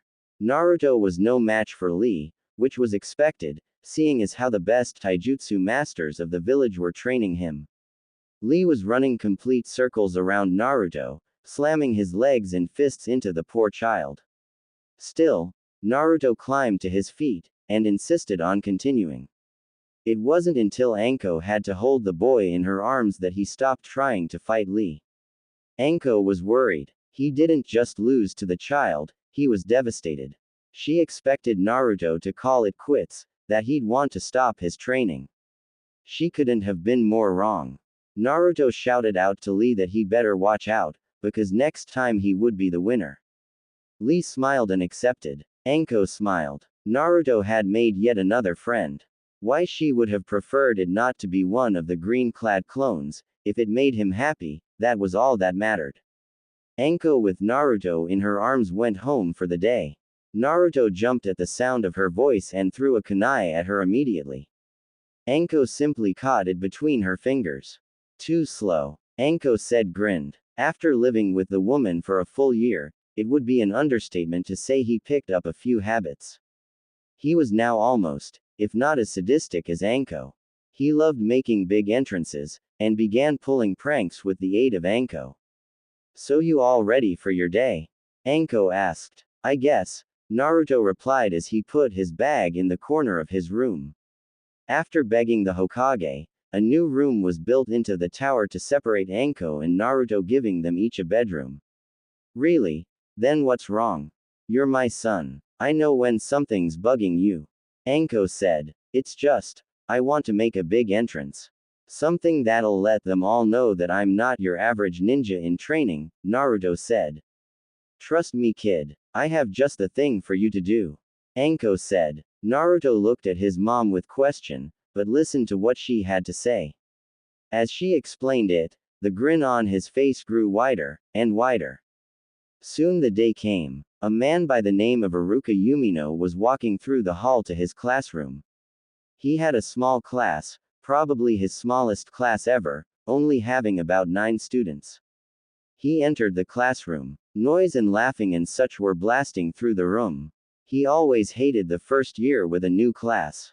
He had to memorize a bunch of new names, figure out what made each of them tick, and how to get each one under his control. He sighed as he walked to the front of the room and slammed his books on the table. The noise was so loud that everyone in the room looked like the crap themselves upon hearing the noise. Now that I have your undivided attention, we may begin. My name is Iruka Yumino. You will address me as Iruka Sensei and not by anything else. I want to make one thing clear to you all. This is not a babysitting service. I have people in this class that want to learn, and as such I will remove you from the class if you appear to be holding the rest back. Iruka said. The class all nodded in agreement. Now that that's all out of the way, let's take roll. Iruka said as he pulled out a sheet of paper from a notebook. Shoji Akamichi. Iruka called. Here. A large boy called with his mouth full. Sakura Haruno. Iruka called. Here. Called a pink-haired girl, who was glaring at another girl with blonde hair. Ino Yamanaka. Iruka called. Here. The blonde girl called, returning her glare back to Sakura. Kiba Inuzuka. Iruka called. Here. Called a loud kid. Sasuke Uchiha. Iruka called. The black-haired boy said. Sakura and Ino both drooled over him. Shikamaru Nara. Iruka called. How troublesome, the lazy-eyed boy said. Shino Aburame. Iruka called. A boy with sunglasses simply raised his hand. Hinata Hyuga. Iruka called. Here, Hinata said. She was looking around, wondering where Naruto was. Naruto Mitarashi. Iruka called. Silence. No one was answering. Hinata was beginning to get nervous. Did Naruto change his mind? Did he decide not to join the academy after all? No, that wasn't Naruto's style. She was sure he would come. Iruka looked at the window just in time to see a giant black mass blast through the glass. The students all rose to their feet as somebody just broke through a window. The person stood up, resembling a boy with blonde hair, which hung in a ponytail. He wore a large, black trench coat, a fishnet shirt, black baggy pants, and a pair of black combat boots. Suddenly a large flyer flew out behind him. In huge red letters, it read, Naruto Mitarashi, future genin. Iruka walked up behind Naruto and smiled. Naruto Mitarashi? Iruka asked. That me? Naruto yelled. Good. Iruka said. He then smashed his fist into the back of Naruto's head. Get in a seat and sit down.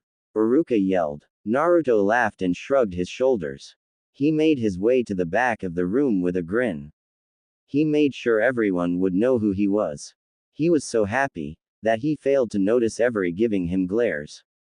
Iruka sat mumbling under his breath as he pulled out another sheet, trying to find who was the parent or guardian of his new, favorite, student. He finally matched them up, and almost turned ghost white. Anko. I thought he looked familiar, This is going to be one interesting 7 years, especially with a kid being raised by that psycho. It's bad enough that I have the damn fox demon, but now that woman is raising him too. What did I do to deserve this? Uruka thought. Alright, let's get started, Uruka said. Meanwhile, Anko and Kurenai were sitting at a dango restaurant, enjoying a late breakfast. Anko was telling her exactly how she set up Naruto to greet his new class. The grin never left her face during the whole thing. You really had him do that? Kurenai asked. Of course. He wanted to make a big entrance, all I did was push him in the right direction. Anko said. Uruka, will you later? The Jonin said. Both girls looked right at each other and nearly fell in the floor laughing. Uruka was smart, but his skills were lacking, one reason that he never made it past the Chunin level. At any rate, there was nothing to do, but time until the school day was over. They finished their meal and began to walk from the restaurant. I really wonder how Uruka will take Naruto as a student. Kurenai asked. Don't even joke like that. That's all I need is a mini-you on my team, Kurenai said. Meanwhile, back at the academy. Now we need to get an idea of your abilities. To begin with, can any of you use a jutsu? Uruka asked. Uruka didn't expect anyone to raise his or her hands. At this age only someone who was a genius would be able to mold chakra. But to his very great surprise, not one but 3 hands rose. Very well. Sasuke, Shikamaru, and Naruto, come down here please. Uruka said. The 3 boys were soon standing before him. All right, who would like to go first? Uruka asked. Man, this is a drag, let me go so I can rest again. Shikamaru said. You should be well rested when you come here each day. There is no excuse for not being ready for a full day when you arrive here. In any case, please show me your jutsu. Uruka said. Shikamaru nodded and went through some hand signs. Shadow Possession Jutsu. Shikamaru said. Shikamaru's shadow flowed 5 feet until it merged with Uruka's. Uruka was compelled to put his hands on his head and begin dancing around, mimicking Shikamaru and greatly amusing everyone in the class. All right, that's enough, Uruka yelled. Shikamaru ended the jutsu. Thank you, Shikamaru, that was very impressive. Uruka said. Shikamaru nodded and slouched back to his seat. Sasuke, why don't you go next? Uruka asked. Can we go outside? It's a fire jutsu, Sasuke said calmly. Uruka nodded. All right class, we're going outside. Uruka said. After about 5 minutes the class and instructors had assembled on the asphalt outside. Sasuke ran through the hand signs. Fire style. Fireball jutsu. Sasuke said. From Sasuke's mouth a boulder of fire at least 5 feet across appeared. He let it land on the asphalt. He heard the other kids all shout and applaud, of course. He calmly turned back to his stunned instructors, both of them were gaping at him. Very impressive, Sasuke. Uruka said. Sasuke headed back to rejoin the other students. Alright Naruto, let's see what you can do. Uruka said. Naruto were soon standing before his classmates. He bit his thumb, made some hand signs and put his hand with his bleeding thumb on the ground. Summoning jutsu. Naruto said. Suddenly a large cloud of smoke puffed through the area, revealing a 21-meter snake. Naruto. How on earth did you do that? Uruka asked in yelling. What are they for, Uruka-sensei? Ino asked. This weekend you will be going on your first field trip. We will be conducting a 2-day survival exercise in the woods outside the village. Uruka said as he gave them all a smile. We're going outside the walls. Naruto said excitedly. Uruka nodded. Sounds troublesome. Shikamaru said as he lifted his head from his desk. Each of you will be placed in a separate section of forest and expected to find water, food, and shelter for 48 hours. None of the regular training grounds are large enough for our needs. None of you need to be concerned. Though we will be outside the village walls, it will be quite safe. Uruka said. With that, the kids are heading home. Naruto returned to the tower.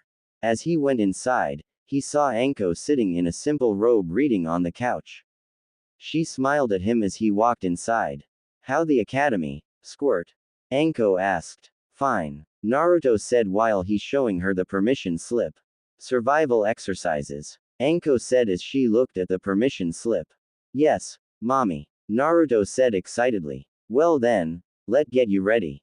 Anko said as she taking a pen and signed her name to the paper. The next day, under Aruka's and Mizuki's watch they left Konoha and made their way to a section of forest that had been set aside for the exercises. Each student was taken to a different section of forest and told to remain there until 8 a.m. Monday morning, each student was left alone and was expected to manage on his own. As soon as Aruka dropped him off, he got to work. He set out hacking down tree limbs to build a shelter, looking for a water source, and hunting. In short order, he had a rough but efficient hut set up, a small spring found, and a campfire with a nice fat rabbit cooking over it. Finding the rabbit had been the easiest part. He seemed to have a natural gift for it. He didn't know about the other students, but he was sure to have no trouble managing a couple of days. Having eaten, he took a little time to just enjoy the rather unique experience of being on his own for once. Just then, Naruto heard a scream. He knows that Hinata's voice. He runs to where the scream comes from. When he got to the cliff and saw Hinata hanging on root, the root was going to give way soon. Hinata! Naruto yelled. Anime and manga. Naruto! Help! Hinata yelled. The root gave way and Hinata is falling. Naruto jumped after her, got hold of Hinata.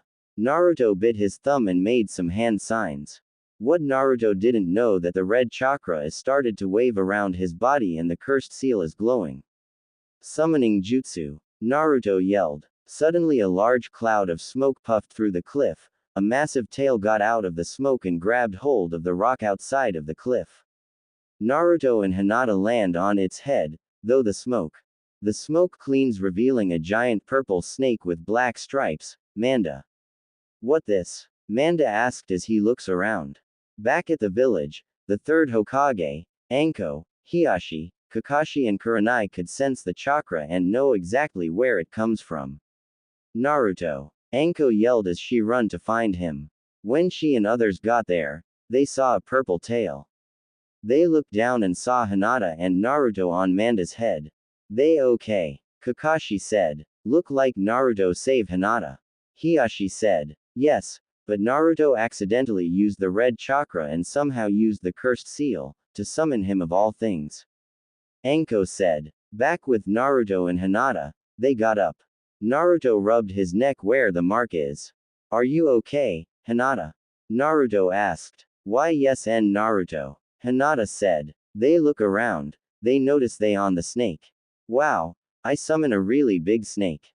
Naruto said as he dancing.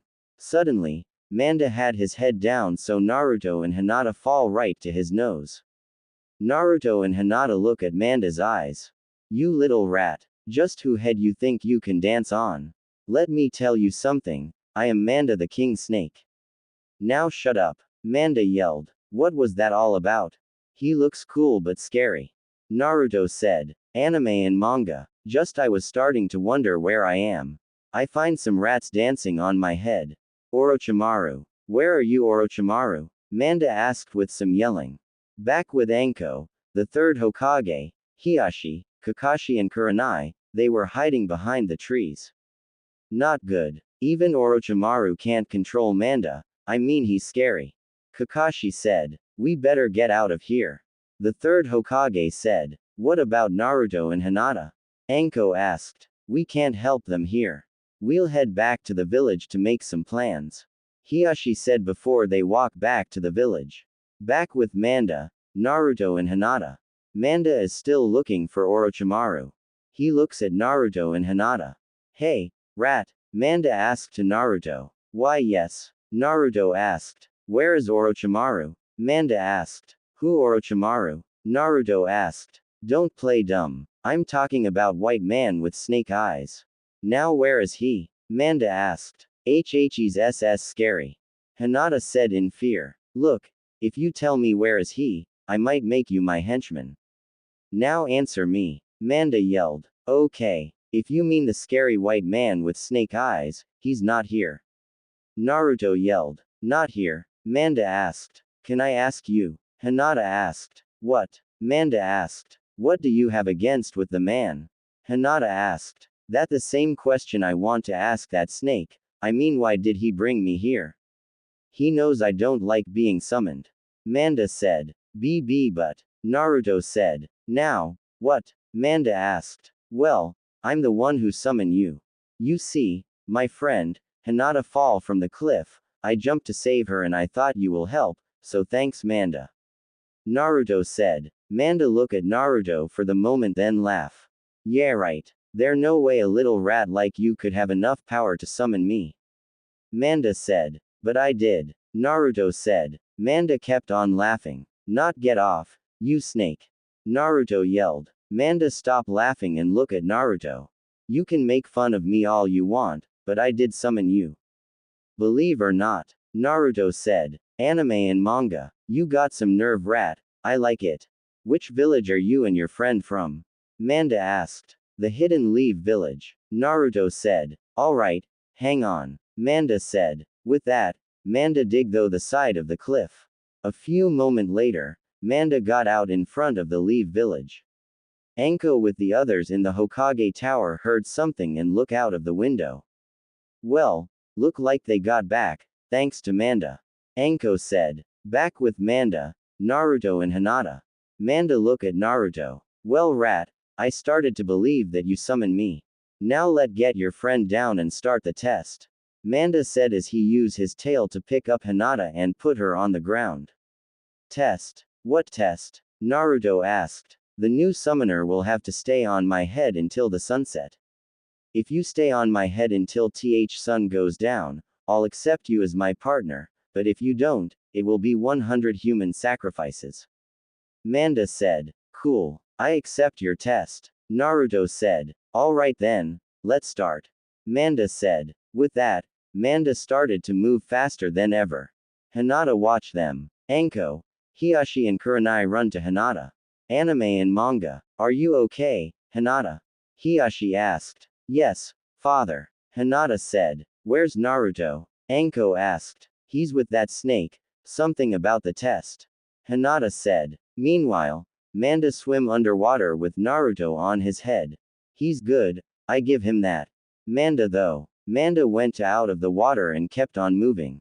A few moments later, Anko, Hinata, Hiashi and Kurenai watched them and saw the sun is about to set.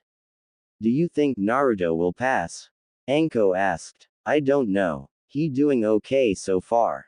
Hiashi said. Back with Manda and Naruto. Manda look at the setting sun. The sun is about to set, and the rat is still on my head. Alright, one more try. Manda though. Hey rat, what your name? Manda asked. Naruto Mitarashi. Naruto said. Well Naruto Mitarashi, this is the last test. Manda said before he dig underground. Anko, Hinata, Hiashi and Kurenai wonder where Manda and Naruto are. Hiashi activated his Byakugan and look around. They are heading to the village. Hiashi said. When they at the village, Manda got out of the ground and look at the sun. The sun is down. Well done, you pass rat. Manda said. Yeah, I pass. Naruto yelled. Just then, Naruto pass out and fall off of Manda's head. Manda got Naruto with his tail. Well rat, look like you tired out. You should have a good rest. Manda said as he put Naruto on his head. Naruto Mitarashi, what does that last name sound familiar? Manda asked himself. Meanwhile, Anko, Hinata, Hiashi and Kurenai saw it. I don't believe it. Naruto passed Manda's test. Anko said. Maybe we should tell Lord Hokage. Hiashi said. Don't bother Hiashi, I'm already here. A voice said behind them. They turned around and saw the third Hokage with a paper in his hand. Anko, may I borrow your kunai? The third Hokage asked. Anko looked at third Hokage for the moment. Then she took out her kunai from her pocket and gives it to him. The third Hokage tied the paper to the kunai then tossed a kunai at the tree in front of Manda. When it landed, Manda looked at the paper. Adopt form. Anko adopted rat. If I had a guess, I say she the one who teaches him the summoning jutsu. This rat is better than Orochimaru. I think I better to take him to the hospital. Manda though before he dig underground. Hiashi activated his Byakugan and look around. They are heading to the hospital. Hiashi said, Anko, you get there as fast as you can. Kurenai, would you mind get that paper back? The third Hokage asked. I think you're about ready to start learning some of those snake jutsus and stuff I showed you when you were little. There's only one thing we need to work on before that. Anko said. Naruto paid close attention to Anko. We're going to work on chakra control. You spend way too much doing the basic jutsu still, and if you want to learn any of these, then you need to be able cut back drastically. Anko said. How do we do that? Naruto asked. Climb the tree without using your hands. Anko said. Climb trees without using hands. Naruto asked. Let me show you what I mean. Anko said. Anko took a deep breath. Naruto watched as chakra began to flow around her feet, and then suddenly ran up the tree all the way to the top. Naruto's eyes widened as she stopped at a branch, walked out to it, and then flipped over the side, looking at him upside down. See, all you need to do is focus chakra in your feet and run towards the tree, but it's got to be the right amount, or else. Anko said with a wink. I try. Naruto said. He ran straight to the tree and took one step on it before flipping upside down and falling to the ground. Anko nearly fell off the tree while laughing at this. She jumped to the ground and walked over to the boy with a huge grin. Not enough chakra, Anko said. Naruto picked himself off the ground and ran back to his starting place. Taking a deep breath, he ran back towards the tree. This time he made it up the tree about 2 feet, before his foot pushed into the tree, causing him to fall back to the ground. Anko sighed and bent down to where he landed on the ground. You used too much. At any rate, I can only give you the advice to readjust your chakra output and try it again. Anko said. Anko reached into her pocket and tossed a kunai at him that just missed hitting him. Gardening. I'm going to go grab some dango and then call it a night. Meanwhile, you keep at it and use that kunai to mark how far you get. Oh, and you have to use your feet only for climbing. Don't worry about the villagers attack you while you're alone because my friend there is going to watch you. Anko said as she pointed a snake sitting on a tree stump. Later squirt. Anko said before disappearing in a cloud of smoke. Naruto and picked up the kunai to continue his lesson, now under the watchful eye of one of Anko's snakes. He kept trying and falling. It kept on like this for the rest of the night. Anko checked back in at one point to see that Naruto had made it about 20 feet up the tree. Anko suggested him resting for the night, but Naruto refused, saying he would have this mastered by the morning. Anko shrugged and walked into the tower, leaving Naruto on his own. Anko walked out the next morning discovering that Naruto was nowhere to be seen. Suddenly a kunai flew right by her face, gracing the side of her cheek. She looked up and saw Naruto smiling standing upside down on the branch she stood the previous night. Well done, squirt. Now get down here and I'll teach you one of my jutsus. Anko yelled. Naruto hopped down and ran to Anko. She showed him the hand symbols, and then shot her arms out, shooting out 5 snakes from her sleeves. Naruto repeated what she did and shot his arms out. He managed to send 2 snakes out, which was enough to make him happy. He realized that he was going to be late and ran towards the academy. Anko sighed as she looked up at the tree, and then headed to town for some breakfast. She would later hear talk about how 2 snakes crawled into Ino's dress in class that day. When academy ends, the kids are waiting for their parents to pick them up. Naruto is waiting for his mommy. When will mommy pick me up? Naruto asked himself. Your mommy is on the mission. A voice said behind him. Naruto turned around and saw Kurenai. Auntie Kurenai, Naruto yelled. Naruto run to Kurenai and hug her. Kurenai was shocked that Naruto call her auntie. How long is my mommy will be? Naruto asked. She be back in a week. In the meantime you will sleep at my place. Kurenai said. With that, they went to Kurenai's place. On the way, They passed the statue of Jiraiya and Tsunade with a broken statue of Orochimaru. Auntie Kurenai, who are these statue guys? Naruto asked. Well, they are the Sannin, that mean the legendary three ninja. There's the Toad Sannin, Slug Sannin and Snake Sannin. Kurenai said. Cool. That's what I'm going to be. Naruto yelled in excitement. Huh? Kurenai asked. I'm going to become the new Snake Sannin, then everyone will have to stop disrespecting me. Naruto said. The new Snake Sannin. What will Anko think of this? Kurenai though. Well, being the Sannin is not easy. Kurenai said. So, I going to be a new Snake Sannin. Naruto said. Well, let just head to my places. Kurenai said. With that, they went to Kurenai's place. Naruto looked back at the statues and the thoughts of him being a Sannin raced through his mind. He was saving the village, being cheered, and befriended by everyone in the village. He runs to catch up with Kurenai. What you think? Hear a vote or whatever it called, about Naruto become the new Snake Sannin. Inside the Hokage tower, the third Hokage is painting but stops as hears approaching footsteps. Lord Hokage. Two voices yelled behind him. The third Hokage looked annoyed at the disruption while he was painting. What now? And don't tell me it's Naruto. The third Hokage said. Both of the men who entered the room looked nervous. But it is Naruto. One of man said. The Hokage rolled his eyes. What did he do this time? The third Hokage asked. He defaced the statue of the legendary three ninja. Another man said. Losers. Figures you'd fall for that. Naruto said. Oh yeah, Naruto. A voice yelled behind him. Naruto is so startled he falls down. He turns around and saw Kurenai. Auntie Kurenai, what are you doing here? Naruto asked as he is rubbing his butt.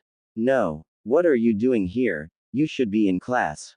Kurenai said. Back in the classroom, most of the kids are snickering as Naruto is brought in all tied up. Kurenai walk off. Alright Naruto, since you decided to skip the lesson we will review the transformation jutsu. Iruka said. Collective. Oh, rang out from the other students. Sakura here. Transform. Sakura said before transforms into Iruka. As Iruka checks her off his list. Sasuke Uchiha is next as Sakura attempts to get his attention with her ability to transform. He ignores her and transforms himself into Iruka. Don't screw this up Naruto. Shikamaru said. We always pay for your screw-ups. Ino said. Like I care. Naruto said. Down the line of children Hinata was watching Naruto. Naruto, do you best. Hinata though as she was pushing her fingertips together. Transform. Naruto said before he transforms into Anko. Tomorrow will be your finals. So practice hard. Iruka happily said as the students left for the day. Naruto was washing the paint off the statue of the legendary three ninja with Kurenai watching him. You are not going home until you wash the paint off. Kurenai said. Naruto kelp on washing. Hey Naruto, after that, I take you with your mommy to the ramen stand. Kurenai said. Alright, I have these statues clean in no time. Naruto yelled. A few moments later, Naruto, Anko and Kurenai are at the ramen stand. Naruto was eating miso ramen. Naruto, why would you do that to the legendary three ninja statues? I mean you know what they are don't you? Kurenai asked. Yeah, everyone knows. The Sannin are widely regarded for their great skill and power, each on the level of a Kage in their own right. Their name is known in countries all across the world. Naruto said. Then, why did you? Kurenai asked. Because I going to be a new Sannin. Naruto Mitrashi. The new Snake Sannin. Then everyone will have to stop disrespecting me. I kind of want to ask you Auntie Kurenai. Naruto said. You want another bowl? Kurenai asked. No, I want to try on your headband, please. Naruto asked. Oh this? Kurenai asked as she points her headband. No way. You can only wear the leave headband when you graduation at the academy and become a ninja. Kurenai said. You are so mean. Naruto said as he pouted. Anko looked at Naruto for the moment. Squirt. I have a mission tomorrow, so I can't see you until tonight. Anko said. Naruto was sad, but he knows that Anko is a ninja and a jonin. They pay for the ramen and went home. The following day the class is assembled for the day. Okay, today the final will be on the clone jutsu. Iruka said. A universal round of came from the class. Oh no, that my worst jutsu. Great. I never go to pass. Naruto though. Naruto is called into the next room to take his test. He begins to build up chakra, and attempts to create a clone. Clone jutsu. Naruto said. A pathetic, almost comical version of Naruto was laying face down next to him. You fail, yelled Iruka. Naruto looked very sad and downtrodden. Come now, Iruka. He did manage to make at least one. Can't you let him pass with that? Mizuki asked. I understand Mizuki-sensei, but we cannot pass him. All the other students made at least 3 replications. He was only able to make 1. And look at it. It's pathetic. I am sorry, but we cannot pass him. Iruka said. Naruto wasted no time. He didn't want to hear the jeers coming from all the class. He didn't want to hear Iruka telling them to be back at the class at 10 tomorrow to meet their jonin instructors. He didn't even want to wait for Hinata. Naruto ran straight out of the school, straight to the swing in the back of the academy schoolyard.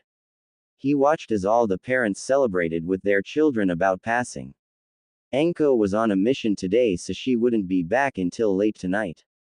Naruto sighed as he was about to head home, when he saw Mizuki in front of him.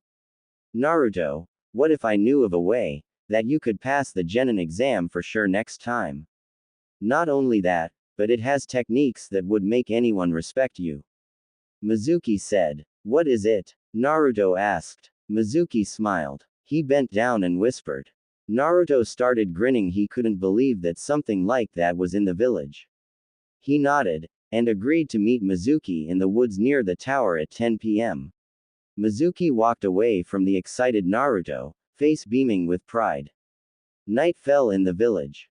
Anko had finally returned from her mission and entered the tower, only to find it quiet. Squirt. Guess he not here. Anko said. A smile crept around her lips. She took off out the door to go find him. After all, today was the day he graduated from the academy, and she wanted to hear all about it. She landed right in front of the Hokage tower, just in time to see several ninja run out. She made her way to the old man's room, to see what was going on. Lord Hokage, what's with all the Anbu? Anko asked. The third simply raised his eyes at her. It's Naruto, the third Hokage said. In the woods in a training ground near a shack, Naruto has a scroll and is opening it. Now let's see. Multi-shadow clone jutsu. Ah, man, I would have to be a clone jutsu, my worst jutsu, Naruto said. A few moments later, Naruto leaned up against one of the trees in the clearing, breathing deeply as he tried to regain his breath and stamina. He'd been training for hours, and now he was completely exhausted from the exertion he had put on himself. Suddenly, though, Naruto heard something beside him. Thinking it was Mizuki, Naruto stood up, and was prepared to tell Mizuki he had done it, to see, Iruka. Just kidding. Anko standing in front of Naruto. You in big trouble, Squirt. Anko said, really mad. Naruto froze for a second, before scratching the back of his head and laughing sheepishly. Hi mommy. Back from your mission? Naruto asked. He's been practicing. Anko though. Mommy, I'm going to show a jutsu from the scroll and pass. If someone learns a jutsu from this scroll they automatically pass, right? Naruto asked. What do you mean? Anko asked. Mizuki-sensei told me about this. He told me where to find this scroll in this place. Naruto said. Anko feels strong and intent and suddenly pushes Naruto to the side. Look out! Anko yelled. Anko is hit by a dozen kunai. Naruto looks on as his mother is now bleeding from several wounds. The smell of blood and intent is thick in the air. I should have known, Mizuki. Anko said in angry. Naruto, give me the scroll. Mizuki said. Don't do it, Naruto. Mizuki's only going to take the scroll and betray the village. Anko said. Come now, don't you want to pass? Mizuki asked. Naruto, He's lying to you, don't believe him. Anko yelled. Mizuki laughed. I'll tell you about lying. Mizuki said. No. Anko yelled. They have been lying to you all your life, Naruto. Mizuki said. What do you mean? Naruto asked. Don't tell him. It's forbidden. Anko yelled. 12 years ago the nine-tailed fox was sealed inside you, Naruto. You are the nine-tailed fox. You are the demon. Now die. Mizuki yelled as he pulls a large shuriken off his back and throws it at Naruto. Anko reacted the only way she could. A scream echoed out into the area. Naruto looked up to see Anko over top of him, a large shuriken sticking out of her back. You alright, squirt? Anko managed to ask. Before she could even get an answer, Mizuki kicked her to the ground. Maybe. I'll finish you first, Mizuki said. Naruto's eyes widened as he watched Mizuki pick Anko up by her hair, and hold a kunai to her throat. He felt anger. Naruto rose to his feet, growling. Get away from my mommy. Naruto yelled. Mizuki's eyes widened. Naruto's eyes were now red with black slits. Mizuki smiled. What are you going to do, demon? Mizuki asked. Naruto said nothing. He performed several hand signs. The red chakra is started to wave around his body and the cursed seal is glowing, and suddenly, 100 Naruto appeared behind him. All 100 ran forward, and before Mizuki could even scream, he began to literally be ripped apart. Anko quickly rose to her feet and grabbed the real Naruto, before he could go any further. Iruka and some Anbu arrived at the scene. Mizuki lay clinging to life. Anko, though wounded, held the angered Naruto, stroking his hair while hugging him, slowly calming him down. What happened? Iruka asked. Mizuki tricked him. Mizuki is the traitor, caught by Naruto, who saved my life as well, using the shadow clone jutsu. Anko said. Iruka nodded and he bent down to Naruto's eye level. I apologize for everything. You arose with the true essence of a ninja, ready to put your life on the line to protect those who mean the most to you. Iruka said. Iruka-sensei? Naruto asked. I want you to have this. Iruka said as he reached in his pocket and pulled out a small headband.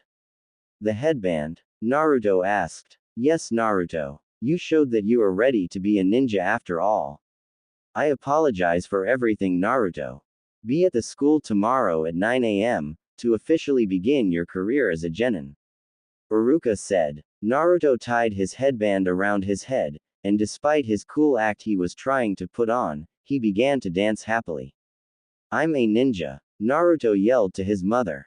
Anko smiled at the boy's happiness, but at the same time, a thought ran through her mind. Does he not even remember what happened? Anko thought. Anko and Naruto returned home for the evening, but not before running into Lee, Hinata, and Tenten to enjoy some ramen as a celebration. Meanwhile, the three Jonin chosen to lead the new graduates arrived at the Hokage Tower. Glad that you all made it on time. Kakashi, Kurenai, and Asuma, please be seated.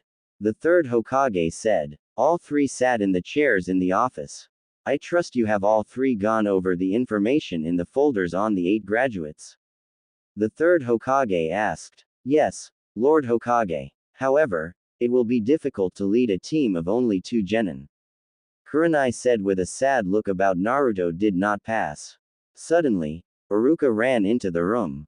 The sudden arrival of him surprised the others, but he apologized and walked to the third Hokage. Iruka, what are you doing here? The third Hokage asked. I apologize for coming during this meeting, but I have to deliver this to Kakashi and the others. Iruka said. He handed them all a piece of paper, as well as one to the third Hokage. This Naruto Mitarashi, I was informed that he did not pass the genin exam. Asuma said. Naruto passed. He took his test late, during the Mizuki and Forbidden Scroll incident. Not only was able to save the scroll and Anko, but he mastered the shadow clone jutsu. Iruka said. That is a Jonin level technique, Kakashi said. Indeed, but I witnessed the whole event. The third Hokage said, pointing to his crystal ball. Kurenai was happy that Naruto passed. I approve of Naruto's graduation. If any have any reason as to why he should not graduate, then feel free to talk to me after this meeting. Uruka, you may leave. The third Hokage said. Uruka bowed and left the room. Now then, let us begin. Kakashi, since you have held the Jonin level the longest, you may make the first pick of who you want on your team. The third Hokage said. I'll have Sasuke Uchiha, Sakura Haruno and Kiba Inuzuka. Kakashi said. Very well. Asuma. The third Hokage said. I'll have Shikamaru Nara, Choji Akamichi and Ino Yamanaka. Asuma said. Which leaves Kurenai to take Hinata Hyuga, Shino Aburame and Naruto Mitarashi. Now, I will go over some minor things, just in case anyone has forgotten. In order for the genin to be officially taught by you, a test must be passed showing that the team you have chosen is capable of working together. If one of them should fail, the whole team must be returned to the academy, until a new genin is capable of taking the member's place. After you finish your test, and if they should pass, return the day after the test to begin running your D-rank missions. Now, you are all dismissed. However, Kurenai, please remain here for a moment. The third Hokage said. Kakashi and Asuma bowed and left the room. What is it, Lord Hokage? Kurenai asked. I'm sure you know, Naruto is the container for Nine-Tailed Fox, the third Hokage said. Kurenai nodded. Now, as you know, this information must remain a secret. It could be a disaster should his team find out at the start. While I doubt Hinata would care, we can't predict how Shino, much less the rest of the genin would react. The third Hokage said. I understand, Lord Hokage. It shall remain a secret. Kurenai said. Good. Now go. The third Hokage said. Kurenai bowed and left the room. What you think?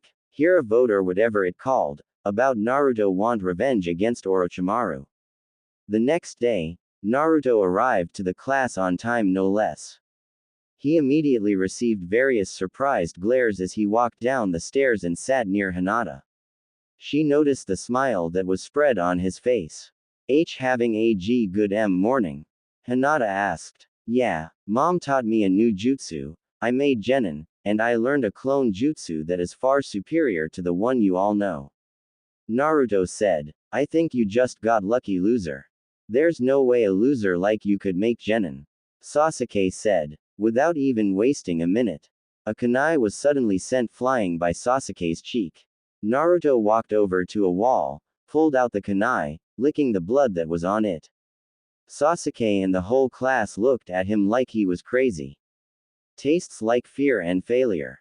Naruto said. Naruto. Ino and Sakura yelled as they both ran towards him. Naruto simply slid out of the way and watched as the both ran into the wall. You two should really watch where you going. Naruto said. Naruto returned to his seat, and talked to Hinata until Iruka came into the class. Everyone who was still standing returned to his or her seats. Ino and Sakura did their daily battle over who would sit by Sasuke until Shino walked in and took the seat. Alright, class. My final act as teacher is to assign you all to your new genin teams. Each of these 3 teams will consist of 3 of you, and be led by Jonin. During this time, you are to obey their commands, as they are now your leader. In other words, please do your best. Now that you are genin, you officially represent Konoha. Iruka said. The 9 genin nodded and Iruka looked at the team sheets he was given. Team 7. Kiba Inuzuka, Sakura Haruno, and Sasuke Uchiha. Iruka called. Sakura cheered, as she would be paired with her precious Sasuke. Sasuke remained silent and Kiba was talking to Akamaru. The small puppy barked happily as Kiba petted him on the head. Team 8. Hinata Hyuga, Shino Aburame and Naruto Mitarashi. Iruka called. Naruto and Hinata looked very happy and Shino impassive. Team 10. Ino Yamanaka, Shikamaru Nara, Choji Akamichi. Iruka called. Choji is munching on some chips, Shikamaru mumbling something about troublesome girl, while Ino cried about not being with Sasuke. You are free to do as you like until you are to meet your new Jonin teachers after lunch. Goodbye and good luck. Iruka said as he leaves the room. I would like to get to know my teammates some before we meet our new sensei. Would this be acceptable, guys? Naruto asked. Sure, Naruto. Hinata said. Shino just nodded. All three get up and head out to one of the practice fields on the academy grounds. They eat and talk a lot, getting to know each other. When they finished lunch, they headed back to the classroom. When they entered, they saw the other students sitting as teams, quietly chatting amongst themselves. While they were waiting, Asuma came in followed by Kurenai. Team 10, come with me. Oh, and Team 7, get comfortable, your sensei won't be here for a while. Asuma said as he left with his team. Team 8, please come with me to the roof. Kurenai said. Naruto, Hinata, and Shino followed their new Jonin instructor to the roof of the academy. She decided that she was going to play by ear to decide what she would do today with the squad. She needed to give them the test to see if they were ready to be a team, and it would be helpful to know more about them as well. Once they reached the roof, she instructed them to have a seat before. Alright, I'm going to come on out and say that you all are the first team I ever led, but get one thing memorized: if you learn nothing else, I'm not here to babysit you all. I have better things I could be doing, so I expect you all to behave like grown shinobi, got it? Kurenai asked. Kurenai glared at Naruto for a moment, who wasn't even paying attention. He was busy balancing a kunai on the tip of his nose.